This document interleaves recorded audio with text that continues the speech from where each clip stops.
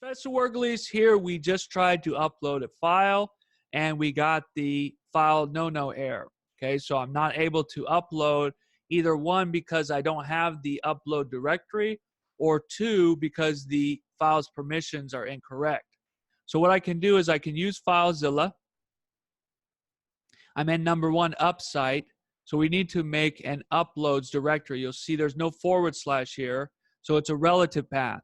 It's looking in the current directory for an uploads folder, but you'll see that folder doesn't exist. So I can right click, create a directory. We can call it uploads. Click on enter.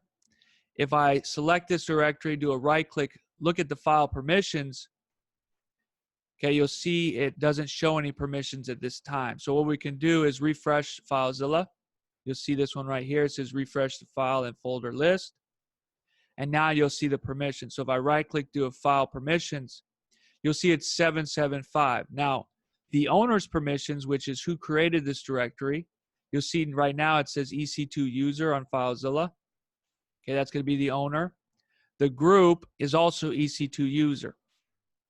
So if I right click and do file permissions again, you'll see EC2 user, which is our current user, has read, write, and execute. The group, which is EC2 user, has read, write, execute. However, public, which is going to be anything on the browser is making a request to try to move this file from the file system. That's going to be a public user. So it means anybody in the world, because it may be different browsers. So let's think about Facebook. I'm uploading an image. I need to write that to the server's file system. Now you're uploading an image and you need to write that to the file system. Since we're two different users, either we need to be in the group or you need to open that up to the world.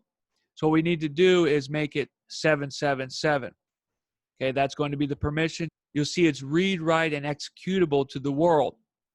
If I click on OK, you should see another W show up in the world's permission. So if I look at this here, it's D, which stands for a directory. You'll see the other ones don't have a D because they're files. This is a directory, and it's read, write, executable to the owner. The next group is read, write, executable to the group. The next group is read, write, executable to the world. So I need this directory to have the corresponding permissions for people on the browser to modify its contents. Once I do this, so I've created the directory and I've opened up the permissions, if I do a refresh, you'll see the file was moved successfully. I can come back to FileZilla, open the uploads directory, and you should see upload.png. If I do a view and edit, you'll see this was the PNG that I've uploaded. So it worked successfully. I have the file superglobal array. It comes with various information like name, type, temp name, error, and size.